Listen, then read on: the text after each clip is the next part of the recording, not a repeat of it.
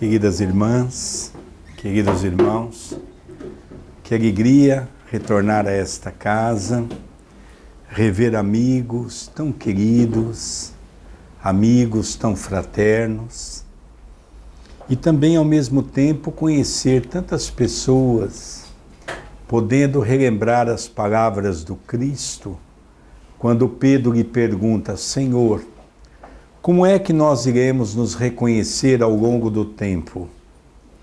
E Jesus nos deixa um grande ensinamento. Reconhecereis os meus discípulos por muito, mas por muito mesmo nos amarem. E nós somos sabedores que o Evangelho do Cristo é a Boa Nova. O Evangelho significa a Boa Nova, a boa mensagem. A mensagem nova de amor, de paz e de esperança. Lembro-me que esta casa tem um sentido muito forte para o meu coração. Foi a primeira casa espírita que eu me adentrei quando cheguei em Portugal, há 4 anos atrás.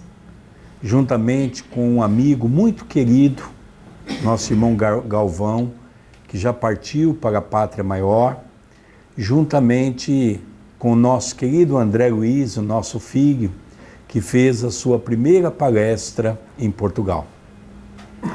Por isso, quando aqui entramos, estávamos ali sentados, rememorando e voltando no túnel do tempo, realmente recordando aqueles momentos de muito amor, de muita alegria que vivemos nesse lar abençoado. E, logicamente, a temática é para as nossas reflexões, porque nós estamos vendo na mão uma pedra preciosa. É interessante que Jesus, quando passou por nós, ele diz que nós não deveríamos dar pedra, não dar pérola aos porcos. Logicamente, Jesus falava de uma maneira simbólica, usando a lei da natureza para nos conferir a grande oportunidade de nós podermos compreender esse sentido. Se irmos diante de um chiqueiro e colocarmos uma pedra dessa natureza, os porcos poderão até tentar comer, não irão conseguir, poderão até valorizá-la, mas não tem o sentido, porque não tem a inteligência contínua. Mas se nós pegarmos uma pedra preciosa e jogarmos diante de uma multidão, com certeza haverá um grande tumulto. Porque nós temos a condição de compreender o que é uma pedra preciosa.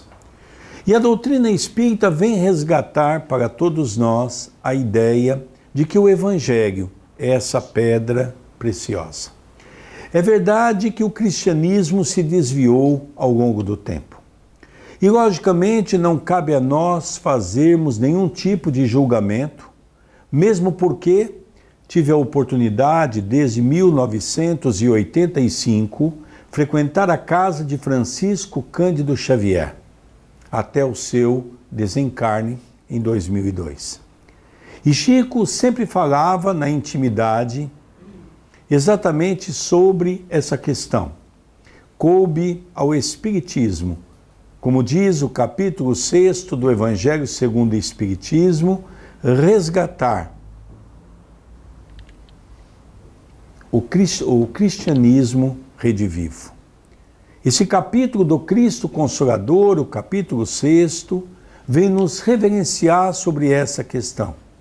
E o Chico falava que nós não devíamos fazer nenhum tipo de crítica, mesmo porque nós éramos os chefes religiosos daquela época.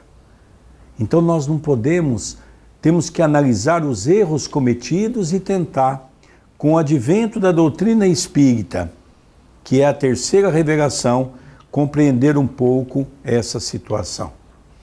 Quando a doutrina espírita raiou para a humanidade, em 18 de abril de 1857, Allan Kardec ousou, na condição de um homem, questionar, pesquisar, interrogar o mundo espiritual.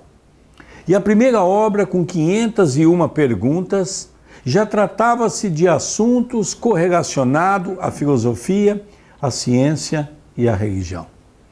É verdade que há uma grande discussão e, ao meu modo de ver, uma discussão equivocada. Porque a questão da religião, exatamente na simbologia real da palavra do latim, significa religare, ou seja, religar o pensamento a Deus. E é isso que Allan Kardec vem trazer para todos nós. Também é verdade que nós não somos uma doutrina religiosa dogmática, porque as religiões criaram um sistema de uma fé cega. A doutrina espírita vem resgatar para todos nós o chamado uma fé raciocinada. Já que nós estamos tentando compreender o Espiritismo, é natural que nós possamos viajar pelo Evangelho, bailando sobre as suas páginas, trazendo esse conforto, reconforto para os nossos corações. É verdade também que muitos querem tirar Jesus da doutrina espírita.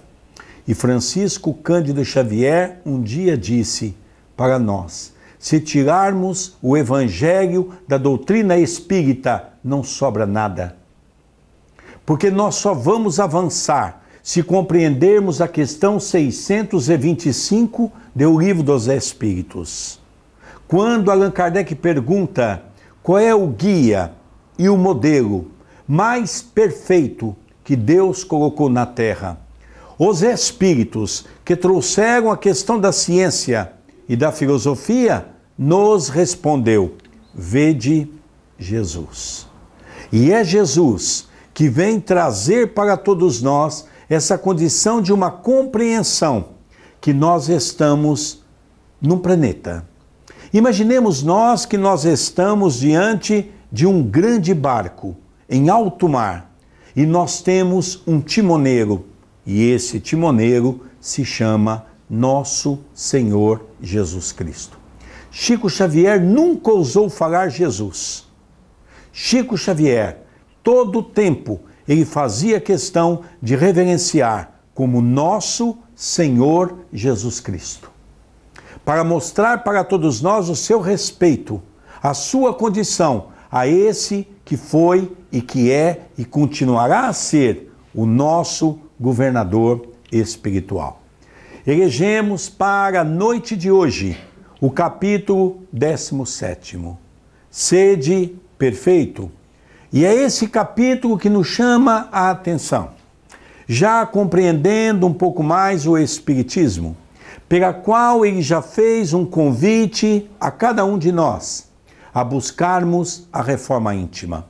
A reforma íntima é transformar o seio de nosso coração, é tentarmos fazer uma reforma no quartinho que se chama o nosso coração. É lógico que o coração não é a expressão da inteligência, mas nós chamamos do sentimento. É aquele que nós dizemos: esse tem um coração bom, esse tem um coração ruim. Expressa-se o sentimento que navega pelo nosso conceito espiritual. E o nosso conceito espiritual é engendrado pelo nosso pensamento. Pensamento esse que um dia Allan Kardec, que um dia Chico Xavier, através do espírito de Dr. Bezerra de Menezes, disse que o pensamento é um equalizador de quadros. Lógico que quando ele diz isso, naquela época, ninguém entendia, porque nós não tínhamos sequer a condição de uma televisão. Hoje, nós podemos facilmente compreender as palavras de Dr. Bezerra de Menezes. O que eu estou fazendo aqui nessa tela é uma projeção, para que vocês possam acompanhar um raciocínio, para que todos possam acompanhar uma linha de estudo. Então, o pensamento é um equalizador de quadro. Isso significa que cada um de nós, ao pensarmos, seja no campo positivo, seja no campo negativo, possamos entender que pensamento é vida. Pensamento se materializa a ponto de a máquina Kruger trazer para todos nós exatamente a aura, estudado pelo campo científico. No dia que os meus pensamentos são bons, a minha aura é clara, bonita. Nos dias que meus pensamentos são negativos, a minha aura é escura. Consequentemente, podemos afirmar cientificamente de que é esse gesto que atrai o mundo espiritual. Os espíritos passam a nos acompanhar pelo nosso pensamento. O pensamento torna-se vida e passamos então a ter umas companhias ao nosso lado. Já que somos espíritas, logicamente já começamos a estudar o capítulo do pensamento.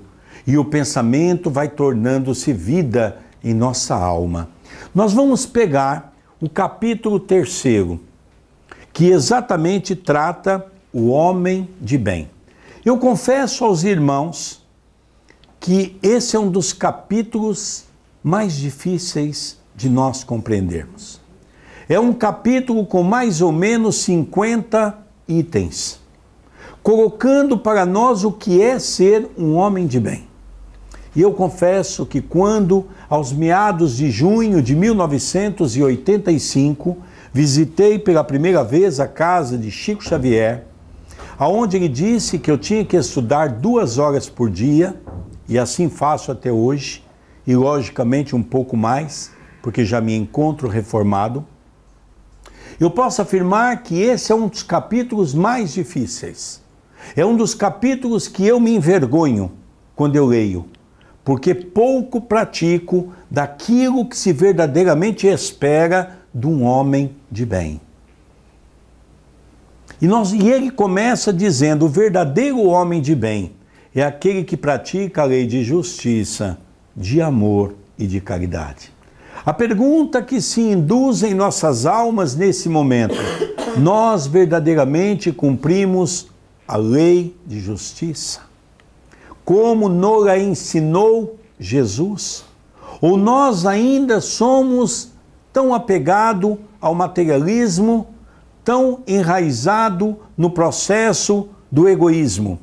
Egoísmo que a própria ciência, através da psicologia, do psique, mudou o nome para o ser egocêntrico, o ser egóico. O ser egocêntrico, o ser egóico é aquele que exatamente só pensa em si. E vamos buscar no Velho Testamento uma passagem que Moisés inclui exatamente a lei de talião. Olho por olho, dente por dente. Nós ainda vivemos essa lei. Nós ainda agimos dessa maneira. Se nós estamos no trânsito, é verdade que eu já fiquei sabendo que aqui todos que frequentam essa casa não agem dessa maneira. Mas lá no Brasil, quando eu estou dirigindo e alguém passa o meu carro e me fecha, eu já quero passar ele de novo. Logicamente, para dizer para ele: vai com Deus, meu irmão, vai devagar. Mas lógico que as recomendações são sempre para a sua Santa Mãe. Naquelas palavras carinhosas, não é? Perguntando se a mãe está bem. Então é estes gestos que todos nós ainda temos, é a lei de talião. Você fez para mim, eu vou fazer a ti. A lei de justiça é uma lei de amor e de caridade. Amor, como nós vamos encontrar no Evangelho, quando Jesus passou pela terra, fez estremecê-la, porque pronunciou pela primeira vez a primeira palavra do alfabeto divino, que é a palavra amor, amar. Nós precisamos aprender a conjugar o verbo amar. Nós precisamos conjugar o verbo de uma maneira correta, como nos ensinou Jesus. o amor incondicional. E o amor incondicional prevê o perdão. Nós somos assim. Quando alguém nos ofende, então a pessoa diz assim: e você já perdoou fulano? A gente diz assim: já, não tenho nada contra fulano. Mas, quando coloco mas, as coisas azedam. Mas desde que ele não passe na mesma calçada, mas mesmo que ele não dirija a palavra para mim. Então nós ainda vivemos uma utopia, enganando-nos a nós mesmos. Por isso precisamos compreender essa doutrina. E há muitas pessoas que dizem: Sérgio, mas que doutrina linda! É verdade que a doutrina é linda, mas ela se faz prefaciar no primeiro capítulo do Evangelho, segundo o Espiritismo: eu não vim destruir a lei, mas fazê-la cumprir. Começamos a entender que foi Jesus que trouxe para nós quando ele diz: abandonai o homem velho que está dentro de vós, para que um homem novo possa ressuscitar. A caridade. Muitos dizem para mim aqui em Portugal: olha, mas aqui quase que não precisa fazer caridade. Ainda bem que tem o quase, porque sempre tem alguém para se ajudar. Mas a grande verdade, nós compreendemos o que é a caridade, como nos ensinou Jesus? Quantos nesse exato momento estão cometendo, por exemplo, o suicídio? Exatamente por uma falta de uma palavra amiga, de um sorriso, de uma orientação, que nós que dizemos sermos cristãos, não temos coragem de ajudar o outro. Quantas jovens raparigas no mundo inteiro que nesse exato momento estão cometendo o aborto. Essa grande atrocidade nas leis divinas. Quantos países como Portugal e o Brasil se discute a eutanásia, que é um verdadeiro homicídio. E nós ainda estamos distante dessa lei de justiça pela qual Jesus legou para todos nós. E ele termina na sua maior pureza. Se interroga a sua consciência. Pergunta 919 do Livro dos Espíritos. Allan Kardec pergunta ao espírito de Santo Agostinho como é que ele fazia na sua época para conversar com Deus. E ele então dizia: todas as noites entrava no meu quarto, apagava a luz, fechava a porta, fechava os meus olhos e conversava com Deus. Colocava o meu dia em revista, analisava os erros que eu havia cometido e, logicamente, procurava pedir a Deus que eu tivesse força, coragem para me melhorar no dia seguinte. Também percebia o bem que eu havia feito para o próximo e eu não passava muito longe, mas agradecia a Deus pela oportunidade, porque aquele gesto não deixa de ser um gesto de um cristão.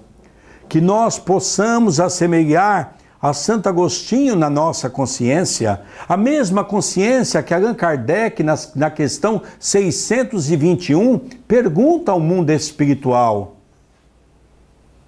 E pergunta de uma maneira muito eminente: aonde está escrito a lei de Deus? E os espíritos nos respondem na consciência. Na questão 621A, pergunta Allan Kardec se está escrito na consciência, por que nós não nos lembramos?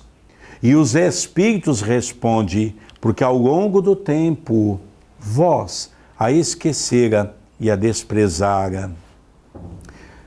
Dando continuidade, pergunta se não violou essa lei se não cometeu o mal, se fez todo o bem que podia, se não deixou escapar voluntariamente uma ocasião de ser útil, se ninguém tem do que queixar dele.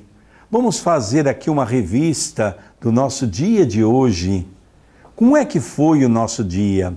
As pessoas pela qual nós tivemos contato realmente pode se encaixar nessa condição? Ou seja, de não reclamar das nossas atitudes? Ou será que o nosso dia foi tão desastroso que todo mundo reclamou do nosso comportamento? Falamos mal de um, falamos alto com o outro, ofendemos aquele outro. Como é que foi o nosso dia? E é assim que vem nos interrogar a espiritualidade maior, que vem nos mostrar a reforma íntima de nosso coração.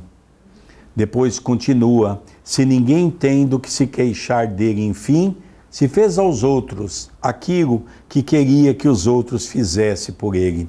Francisco Cândido Xavier, certo dia, foi interrogado por um jornalista que lhe perguntou: Chico, se você fosse um homem importante e você tivesse o dom, o poder de escrever, por exemplo, numa praça pública uma frase, seja na porta de uma escola, na porta da Câmara, na porta dos órgãos públicos, o que você escreveria?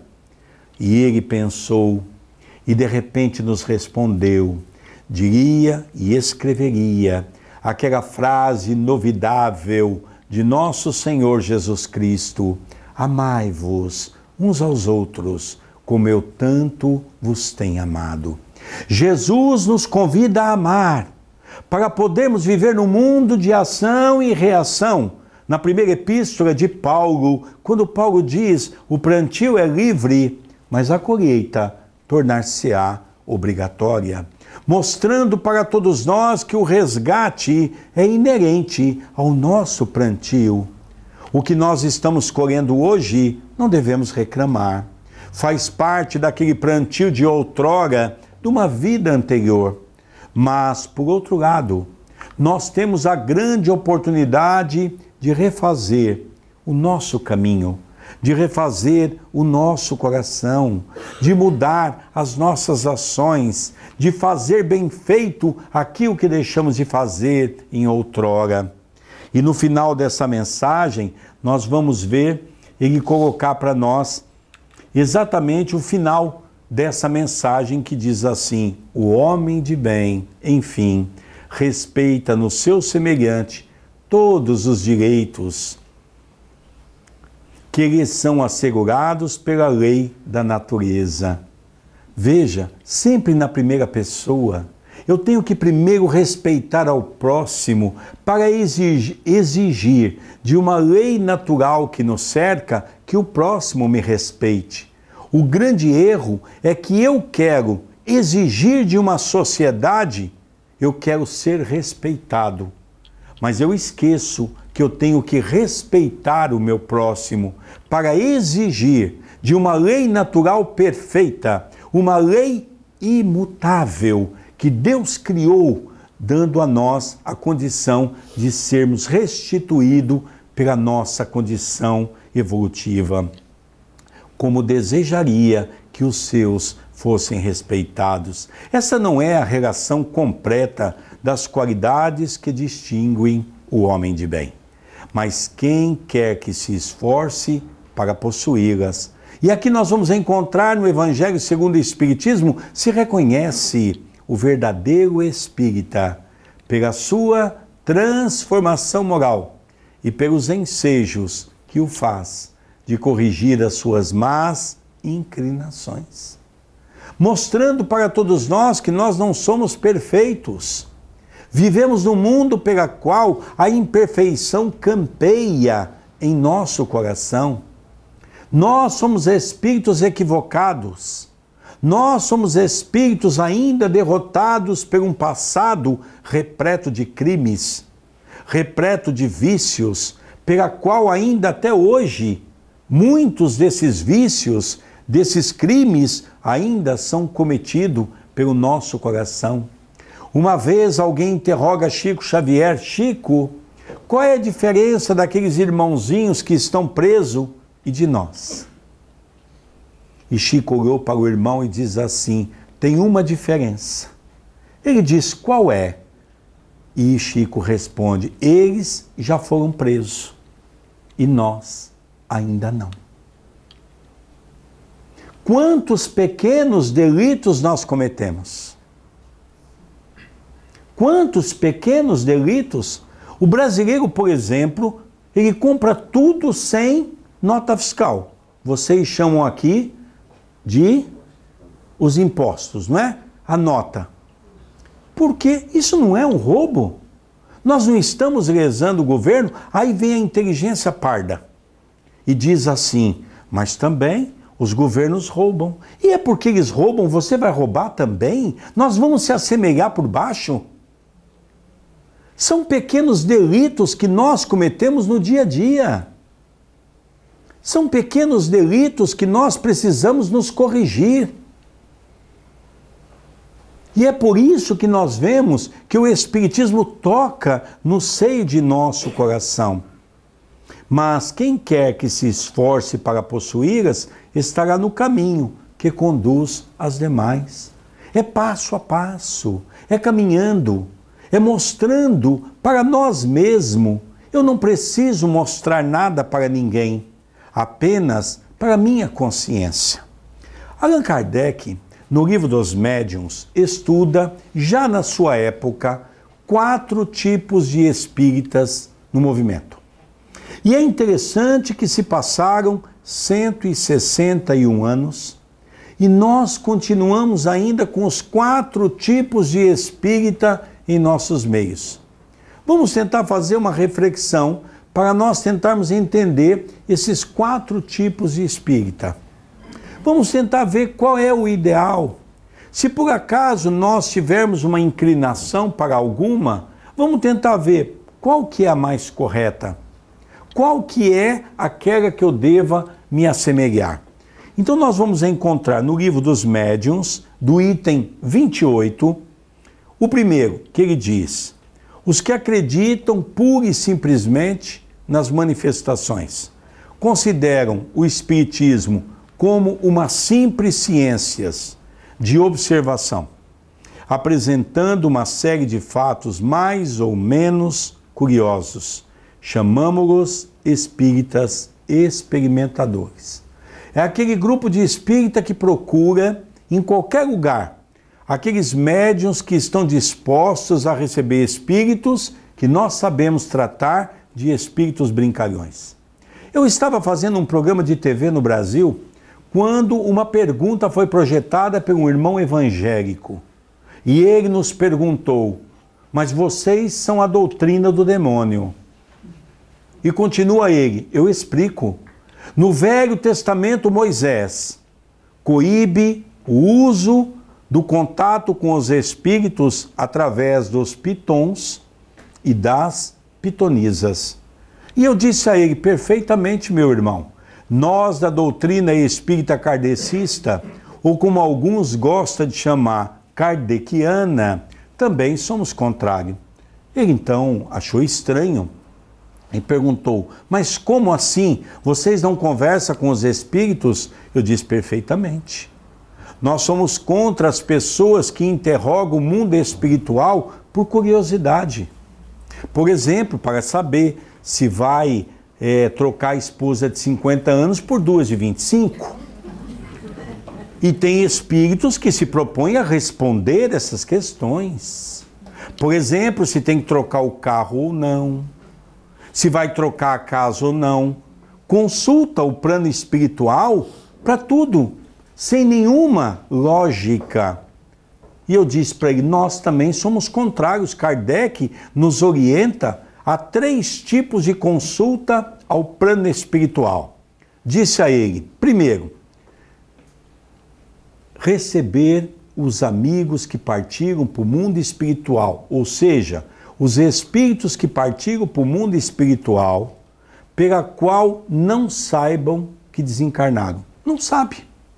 Estão no mundo espiritual e não sabe. E é interessante que dentro dessa questão, eu vou até fazer aqui um convite a vocês, um exercício. Quando chegarem em casa, vocês passam perto de um espelho. Se vocês se verem, faça uma prece, vocês estão encarnados. Mas se porventura vocês não se verem, comece a rezar e a pedir proteção, porque já partiram. Chico Xavier um dia nos revelou numa conversa na sua casa que cada 4 pessoas que desencarnam, 3 não sabem que estão no mundo espiritual. Esse é o primeiro trabalho do movimento espírita. O segundo trabalho do movimento espírita é o trabalho de desobsessão. É auxiliar aqueles irmãos que obsedia. Porque existe um equívoco no movimento espiritual. Esses irmãos não são ruins. São irmãos feridos, que perseguem determinadas pessoas por aquilo que foi feito numa vida anterior e que deixaram sequelas gravíssimas no seu coração. Então a função da casa espírita é orientar esses irmãos, é encaminhá-los para a senda do bem, mas é um serviço que tem que ter muito amor para receber esses irmãos revoltados. E o terceiro tipo de espíritos que nós recebemos numa casa espírita, nos trabalhos, são os benfeitores amigos, que vêm para orientar os grupos, não as pessoas, os grupos. Uma mensagem sempre próspera, trazendo palavras de otimismo, de alegria, de conforto para o grupo. Essa é a função de uma casa espírita. Não é ficar buscando nos espíritos curiosidade. Então são pessoas que ainda possuem muitas dessas no movimento espírita. O segundo tipo eu digo que é a grande maioria do movimento espírita hoje. Já sei também que não se encaixa aqui no SECA, não é? Mas lá no Brasil nós temos muitos, milhares e milhares desses espíritas, não é? Porque nós sabemos que o Brasil hoje, Portugal tem 150 casas espíritas. O Brasil só tem 50 mil casas espíritas. O Brasil hoje tem 13 a 14 milhões de brasileiros que são espírita kardecistas. Para a gente ter uma ideia, o vulto que se tornou o Brasil no campo espiritual. Mas isso aqui também não quer dizer que é um movimento são. É um movimento também, uma boa parte, que não estudam, que não se preparam, também se enquadra nessa categoria. Vamos enxergar e vamos tentar ver se nós estamos nessa condição. Os que não se interessam apenas pelos fatos e compreendem o aspecto filosófico do espiritismo. Ele é capaz de ler os livros espíritas, ele é capaz de achar maravilhoso. Vem no centro para tomar um passe, sai daqui reconfortado, admitindo a moral que dele decorre, entende que há uma moral, entende que nós precisamos nos reformar, mas sem a praticar. Ah não, isso aí fica para o presidente da casa espiritual, tem uma pessoa lá tão devotada, vai no centro todo dia, é para ele. É igual aquela mensagem, né? Vocês chamam de pagelas, a gente às vezes entrega umas pagelas para as pessoas lerem, né? E aí a pessoa pega aquela mensagem, lê, o homem diz assim, olha que bonita, é a cara da minha esposa. E consegue ver os defeitos da mulher na mensagem. Vê a mulher, lê a mensagem e diz assim, ah, vou botar no travesseiro do meu marido. Serve certinho para ele. Nós somos incapazes de perceber que a mensagem é para nós. Quando Jesus traz aquela mensagem, o advento do Espírito de verdade, das instruções dos Espíritos, no capítulo Cristo Consolador, nós vamos ver uma coisa que Jesus assume um título, o título de médico das almas. Diga de passagem, eu gostaria de fazer uma reflexão. Jesus, quando passou em nossos meios e se comunicou por 2 momentos diretamente, porque Jesus se comunicou nos 3 momentos da humanidade. Nós vamos encontrar a presença de Jesus no Velho Testamento, em Moisés. Quando Moisés recebe os 10 mandamentos na pedra, Moisés não tinha moral para receber mensagens daquela magnitude. Houve a necessidade de Jesus pedir para ele subir no Monte Sinai, ele ficou em prece, e Jesus, através de usar o chamado escrita direta, escreveu na pedra os 10 mandamentos. A segunda participação de Jesus no seio da terra foi quando Jesus assume um corpo físico para legar para a humanidade uma vivência de amor e de bondade. Era o exemplo vivo da caridade. E Jesus, quando interrogado pelo doutor da lei, que lhe perguntou: Senhor, qual é o maior mandamento? E Jesus, sabendo da malícia humana, Jesus respondeu: Eis o primeiro mandamento. Amarás a Deus de todo o seu coração, de toda a sua alma e de todo o seu entendimento. E amarás ao seu próximo como a si mesmo. Eis o segundo mandamento. E o terceiro momento de Jesus é quando nós vamos encontrar no livro dos médiuns, quando nós vamos estudar os 70 tipos de mediunidade classificada por Allan Kardec, no rodapé, quando fala da psicografia, Allan Kardec tem uma nota que diz: o Espírito da Verdade, que assinou a mensagem Advento do Espírito de Verdade, é o próprio Jesus. Então nós vemos que Jesus sempre esteve em nosso meio. Mas nós ainda relutamos para entender que a mensagem é para nós praticar. A influência da doutrina sobre seu caráter é insignificante ou nula. Ele é incapaz de fazer uma reforma íntima. Ele é incapaz de sair do centro e dizer assim: essa mensagem de hoje foi para mim. Essa mensagem tocou as fibras de meu coração. Essa mensagem permite que eu avance na busca de abandonar o homem velho para conquistar o homem novo. Não modificam em nada os seus hábitos e não se privariam de nenhum de seus prazeres. Continuam com os mesmos vícios, continuam com as suas mesmas mazelas, continua com os mesmos caracteres do homem velho.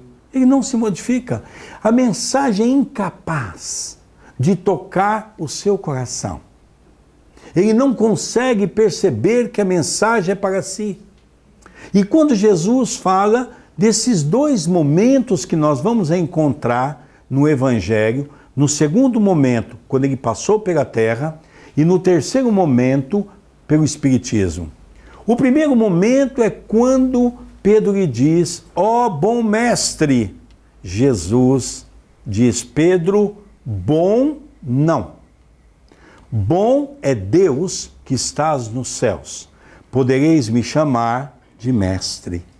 Jesus aceita o título de um pedagogo por excelência, de um professor que veio nos trazer a sabedoria infinita do amar.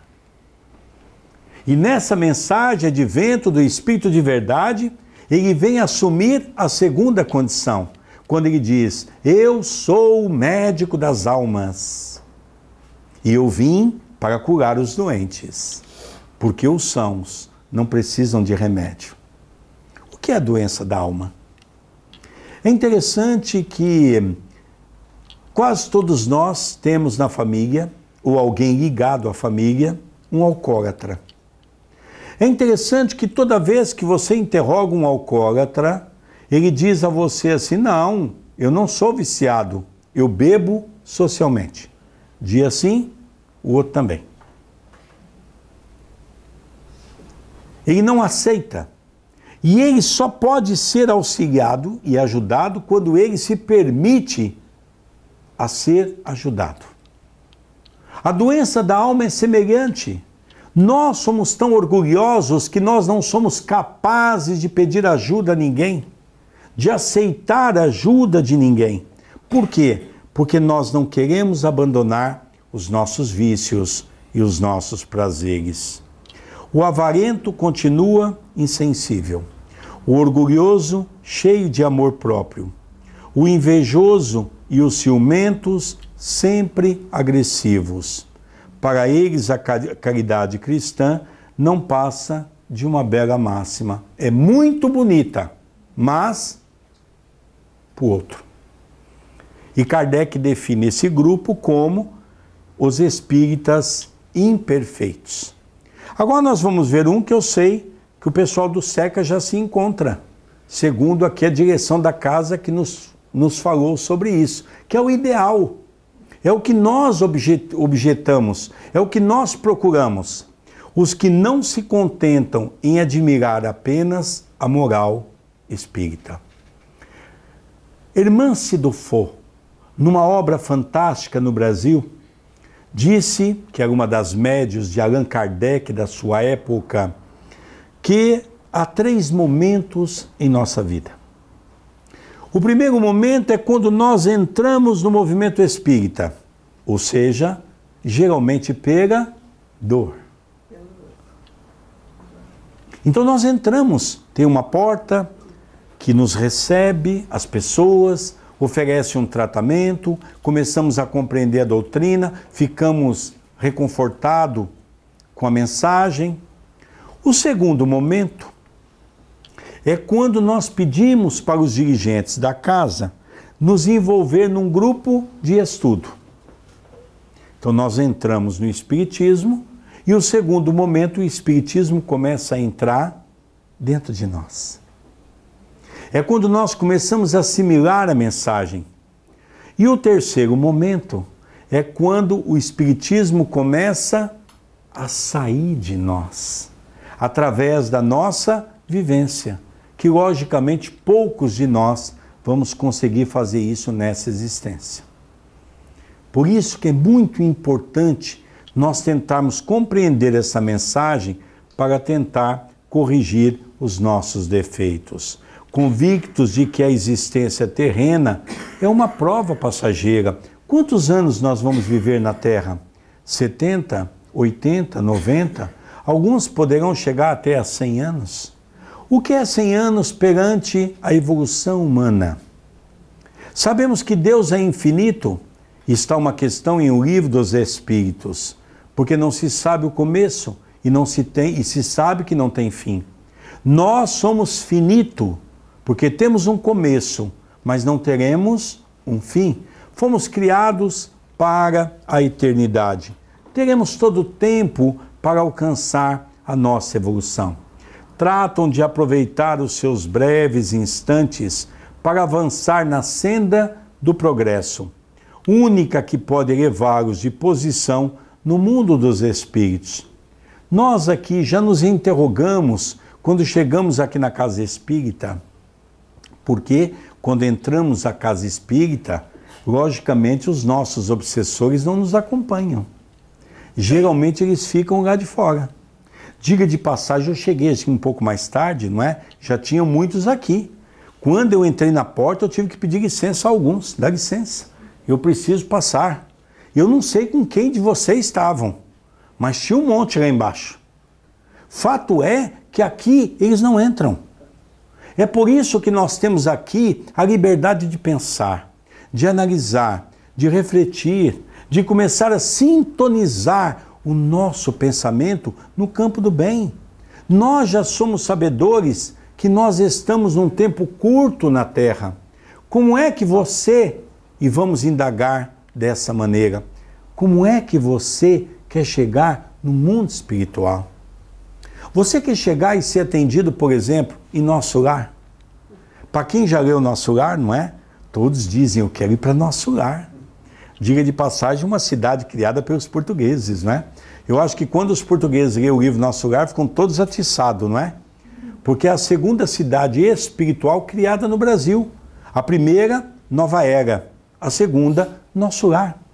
Então nós temos uma vontade de ir para aquela cidade, não é? Agora, nós temos também um outro recurso, ir para o umbral. Ou seja, um lugar de sofrimento. Diga de passagem, talvez a gente esteja um pouco fora de sintonia, porque nosso lar também é no umbral. Umbral grosso, perto da terra, umbral médio e umbral fino. Não é? Já quase perto da quinta dimensão, a nossa é a terceira. Ainda tem duas dimensões que têm espíritos abaixo de nós. Não é? Abaixo de nós ainda tem duas dimensões espirituais de mais puro sofrimento do que nós. As trevas e o abismo. Então, para onde nós queremos ir? Quando nós fomos criados num conceito de um mundo pela qual se faz entre o céu e o inferno, é verdade que isso não é um equívoco, mas é verdade também que o céu e o inferno não é uma condição geográfica. Eu me lembro quando eu estudei na igreja, que eu fiz os cursos da igreja, não é? Então eu tinha uma professora que era baixinha e me chamava muita atenção, porque ela dizia, olha, vocês têm que ter um coraçãozinho bom. E apontava assim com o dedinho, ela levantava a pontinha dos pés assim e falava, olha, vocês precisam ir para o céu. Aí daqui a pouco, quando ela ia falar do inferno, ela dizia, olha, se vocês não forem meninos bons, vocês vão para o inferno. E apontava para baixo. Né? Agora nós precisamos saber, nessa volta que o planeta dá, a grande verdade é, quem é o inferno e quem é o céu? E nós somos aonde nesse contexto? De vez em quando estamos no céu, de vez em quando estamos no inferno, não é? Porque gira-se. A grande verdade é que o céu e o inferno é um estado psicológico. E é por isso que nós, quando estamos bem, o que nós dizemos? Eu estou no céu, estou bem. Quando você está cheio de problemas, o que você diz? Ah, eu já estou no inferno. Não é assim? É um estado psicológico. E esse estado psicológico é que nós levamos para o mundo espiritual. Allan Kardec fala no mundo da erraticidade. O que é o mundo da erraticidade? É o mundo da consciência. Nós vamos viver diante da nossa consciência. Depois ele continua dizendo, esforçando-se para fazer o bem e reprimir as suas más tendências, tentando se corrigir, fazendo como Santo Agostinho, tentando analisar o que foi o nosso dia e aonde é que nós podemos nos corrigir. Sua amizade é sempre segura, porque a sua firmeza de convicção os afasta de todo mau pensamento. A caridade é sempre a sua regra de conduta. Caridade, novamente. Essa caridade pelo um sorriso. Todos nós somos ricos, muito ricos de qualidade. Todos nós podemos dar um sorriso para alguém. Todos nós podemos dar um abraço em alguém. Todos nós temos capacidade de levar uma palavra amiga a alguém. Todos nós podemos ofertar um abraço. Eu lembro-me que no ano passado estava eu fazendo palestra aqui em Portugal, quando no final a gente traz os livros que eu vou explicar qual a finalidade do livro. E eu geralmente escrevo sempre alguma coisinha que as pessoas me pedem, uma mensagem de otimismo, né? Sempre uma frase. E nessa casa uma senhora muito bem vestida, com um chapéu à cabeça, assim de uma idade já um pouco avançada, e ela então estava à minha frente com o livro à mão, ficou me olhando, e eu lhe disse, querida, qual o seu nome? E ela ficou me olhando, e eu disse assim, querida, qual o seu nome? Para me colocar uma dedicatória. Ela começou a chorar, de uma forma intensa. E eu então disse a ela, você quer que eu coloque uma mensagem? Ai, sim, meu irmão. Qual o seu nome? Diga, querida, o seu nome. E eu escrevi uma mensagem. No final ela diz assim, eu posso lhe dar um abraço? Eu digo, brasileiro o que mais gosta é abraço. Brasileiro não precisa pedir duas vezes. Não é? Já dá abraço sem pedir. Imagina se pede então. É mais apertado ainda, não é? Aí eu levantei, dei um abraço naquela irmã, ela estava se recompondo, e aí ela disse para mim, você me perdoa, Sérgio? Eu digo, lhe perdoar, minha irmã, por quê? Ai, eu não poderia ter chorado nessa noite. Eu digo, que isso, minha irmã? É fruto da nossa sensibilidade. Logicamente, alguma coisa fez com que você remetesse ao pranto. E ela diz, pois é. Eu digo, você quer me contar? Porque também os brasileiros é muito fofoqueiro, né? Já quer saber tudo. E ela então disse assim, meu filho, eu posso te contar, posso te chamar de meu filho? Lógico. E ela diz assim, olha, faz tanto tempo que alguém não me trata com tanto carinho. Isso me faz lembrar uma história no Brasil, não é? Um rapaz que assumiu uma casa espírita como presidente.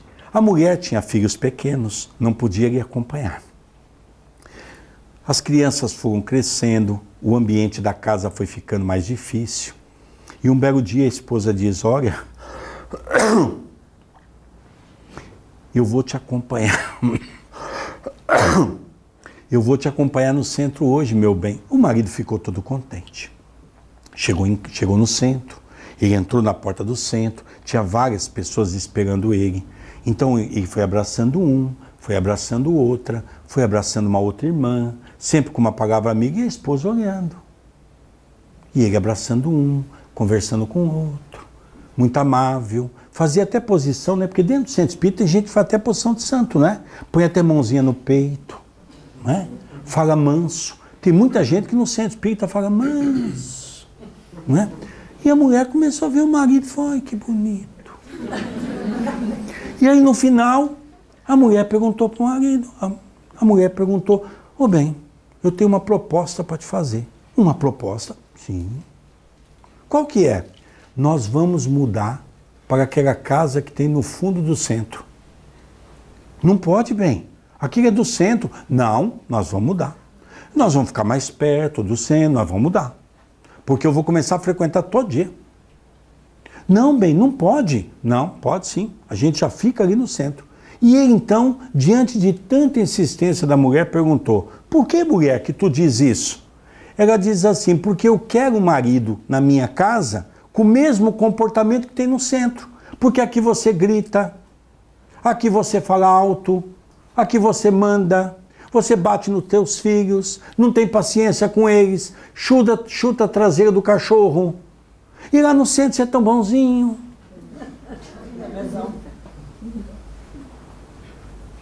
Então é exatamente essa condição. Nós temos que ser espírita em todo lugar, não é só na casa espírita, não. Eu tenho um passista que aconteceu uma coisa na nossa casa. Esse passista um dia foi no banco e ele acabou ofendendo uma funcionária de banco. A minha profissão sempre foi bancário. Eu sou reformado como gerente de banco no Brasil. A minha profissão foi sempre ser bancário. E ele então me contou essa história. Esse amigo do centro desacatou ela dentro do banco. Ofendeu, falou coisas que não devia. E ele então estava assim de cabisbaixo, ia saindo do banco, encontrou uma amiga no meio da rua e perguntou assim, amiga, por que você está triste? Ai, hoje teve uma pessoa que me ofendeu, me magoou, eu estou muito triste. Aí ela diz, olha, eu estou indo para o centro espírita. O que é isso? Ah, é uma doutrina de consolo, de amor, que nos esclarece. E lá tem um passe, é uma imposição de mão, onde as pessoas oram para você. Ah, mas então eu vou com você. Aí levou a amiga para o centro. Então a amiga ouviu o evangelho, viu a prece, ouviu o evangelho, estava tudo muito bem. Quando foi entrar na câmara de passe, que abriu a porta, ela foi entrar, qual era o lugar que ela ia sentar? O maldito passista que havia ofendido ela. Quando ela olhou, ela voltou para trás e disse, não, isso é brincadeira. Eu vi falar de amor até agora, esse homem me ofendeu no banco e aqui ele vai me dar uma carga de energia, eu vou para o hospital. Eu vou para o hospital, vou ser internado. Então nós temos que tomar muito cuidado. Porque Jesus disse, a quem muito foi dado? Não é verdade? Ainda bem que vocês já sabem.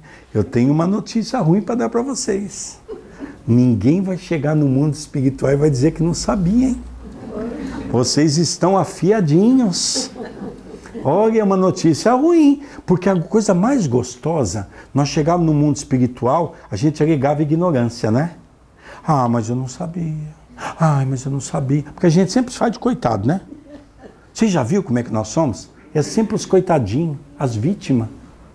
E eu posso afirmar que daqui, vítima, não tem ninguém.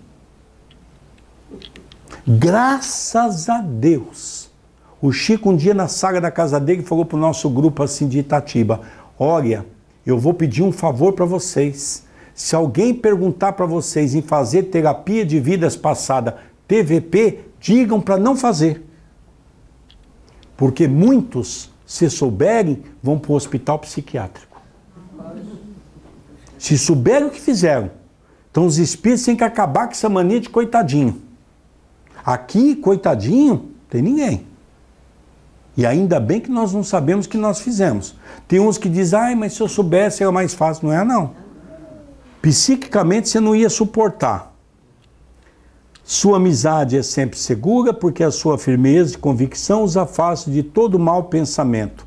A caridade é sempre a sua regra de conduta.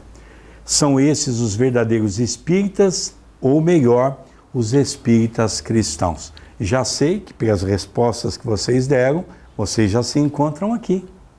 Aqueles que ainda não se encontram, vamos nos esforçar para alcançar esse patamar. E para já ir para o final, que tem dois momentos importantes, né? Allan Kardec diz que é um quarto tipo de espírito, esse é o mais grave. Esse é o que inódoa a doutrina espírita. É a grande preocupação desde Kardec e que ainda nós vemos muito irmãos que estão altamente equivocados. Há, por fim, os espíritas exaltados. A espécie humana seria perfeita se preferisse sempre o lado bom das coisas, ou seja, a compreensão da doutrina. O exagero é prejudicial a tudo. A doutrina espírita é uma fé raciocinada. Relembremos sempre isso. No Espiritismo, ele produz uma confiança cega e frequentemente pueril nas manifestações do mundo invisível. Quando eu ouço uma pessoa dizer para mim assim, Sérgio, o meu guia, eu já me arrepio. Quem tem guia é cego. Não existe guia no movimento espírita. Guia é cego que tem. Um cachorro faz papel de um guia. O que nós temos são mentores espirituais, benfeitores, amigo. E aí me arrepia mais ainda quando a pessoa diz assim, olha, o meu guia diz que eu não preciso mais estudar. Ele vai dizer tudo o que eu preciso. Aí eu fico aqui me pensando, meu Deus, quem é mais ignorante? O guia ou o médium? A doutrina espírita é a doutrina das luzes, do entendimento. Por isso nós precisamos compreender essa questão, não é? Depois ele continua, fazendo aceitar muito facilmente e sem controle aquilo que a reflexão e o exame demonstrariam ser absurdo ou impossível. Quanta coisa absurda nós temos no movimento espírita por falta de conhecimento. Alguns podem dizer, Sérgio, mas por que os espíritos superiores permitem que às vezes isso aconteça até numa casa espírita? Até com um dirigente? Porque, logicamente, nós vamos entender isso na continuidade. Pois o entusiasmo não esclarece, ofusca. Esta espécie de adeptos é mais nociva do que útil à causa do espiritismo. São os menos capazes de convencer, porque se desconfia com razão do seu julgamento. E é nessa frase que nós vamos entender isso. São enganados facilmente por espíritos mistificadores. Allan Kardec, no Livro dos Médiuns, deleita para todos nós um capítulo específico sobre os mistificadores. Um dos capítulos mais longos do Livro dos Médiuns. Mais perfeito. E ele diz lá, os médiuns são mistificados porque também são orgulhosos, egoístas, não querem se corrigir. e querem receber sempre espíritos de alta hierarquia. Ninguém quer receber o Zezinho. Ninguém quer receber o Manezinho. Todo mundo quer receber o Dr. Bezerra de Menezes. Todo mundo quer receber Manuel. Tem gente que está recebendo até Jesus. Apesar que eu não sei se é Jesus ou Genésio. Porque também tem um problema da linguagem, não é? Mas a grande verdade é essa. Então ele já nos chama a atenção dos mistificadores. Olha o que Kardec falava 160 anos atrás. Se apenas eles tivessem de sofrer as consequências, o mal seria melhor. Se você comete uma atrocidade contra você, o problema é só seu, não é mais de ninguém. Mas olha como ele coloca, o pior é que oferecem, embora sem querer, motivo aos incrédulos que mais procuram zombar do que se convencer e não deixam de imputar a todos o ridículo de alguns. Hoje nós não estamos vendo isso? Pessoas usando a internet, em vez de gastarmos o tempo para levar mensagem. Uma vez, quando eu comecei a escrever no jornal, eu fui a Chico Xavier e diz a ele: Chico, eu estou escrevendo uma mensagem no jornal e tem alguns espíritas me criticando, dizendo que eu quero me aparecer, e o Chico ouvindo. O que você acha, Chico? Eu devo parar de publicar no jornal? O Chico me respondeu assim: meu filho, continue publicando cada vez mais. Se puder ir aumentando a mensagem, vai aumentando. Para que um dia nós possamos trocar todas as páginas de violência de um jornal, colocando as mensagens de amor e de renovação. Hoje, muitos espíritas, em vez de levar uma mensagem de amor, está levando mensagens de ofensa. Agressivas, ofendendo o outro, diminuindo o outro. E as pessoas olham para aquilo e dizem assim: mas nem os espíritas se entendem. Está vendo? Não é uma doutrina séria. Olha como ele encerra essa mensagem. É muito interessante para as nossas reflexões, não é? Quando ele diz: convencer e não deixe imputar a todos o ridículo de alguns. Isso não é justo nem racional. O Espírito fala isso para Allan Kardec. Sem dúvida, mas os adversários do Espiritismo, como se sabe, só reconhecem como boa a sua razão e pouco se importam de conhecer a fundo aquilo de que falam. Quanta gente está falando do Espiritismo sem estudar? Tem pessoas que vêm falar comigo e dizem assim: Sérgio, mas esse ponto aí eu discordo porque eu acho. Quando a pessoa diz eu acho, eu não me proponho a discutir mais com ninguém. Eu não perco meu tempo. Eu estudei muitos anos a fio. Para entrar em discussões de achismo, não dá. Não dá mais tempo para isso. Agora, se você lê alguma coisa que podemos ter dúvida e vamos conversar, porque estamos sempre no aprendizado, vamos conversar sobre doutrina espírita, mas com base, não é no achismo. Na segunda revista espírita de Allan Kardec, ele faz uma coisa interessantíssima.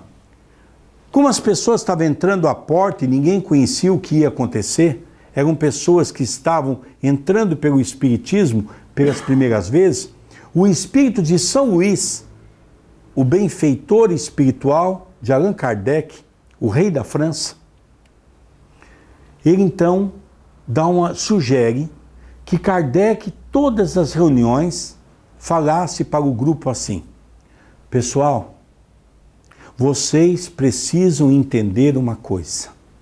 A doutrina está sendo criada, palavras novas, com definições novas.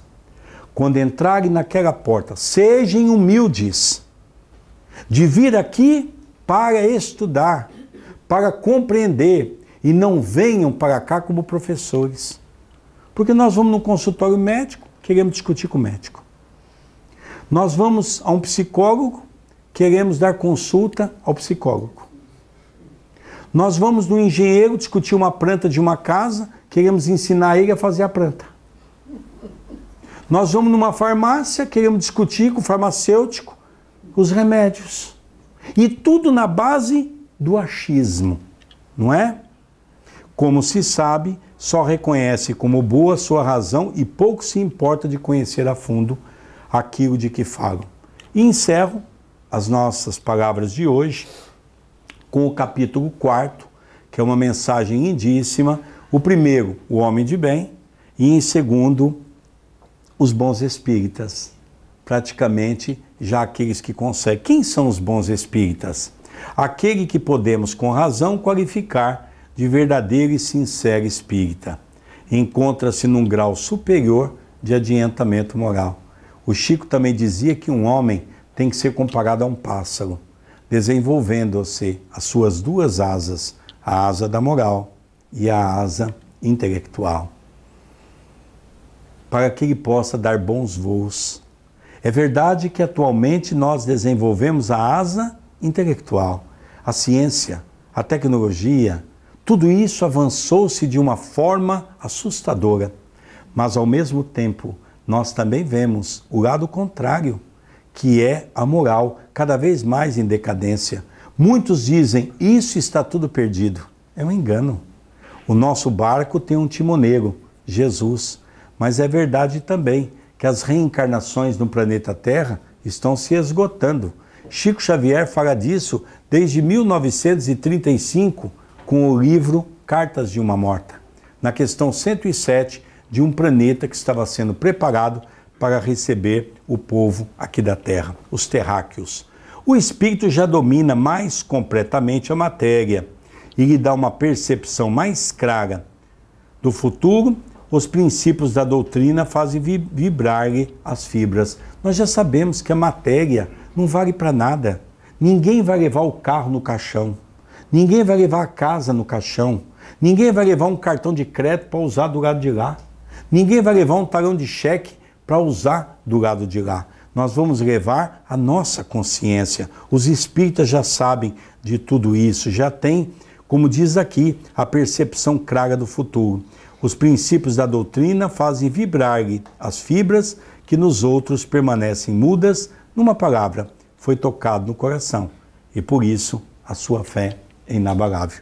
E é com essa fé inabalável que nós encerramos a mensagem de hoje, sempre na rogativa de pedir a Jesus para continuar nos envolvendo, nos abraçando e tocando as fibras de nosso coração para podermos encontrar a paz que tanto necessitamos. Muita paz no coração de todos.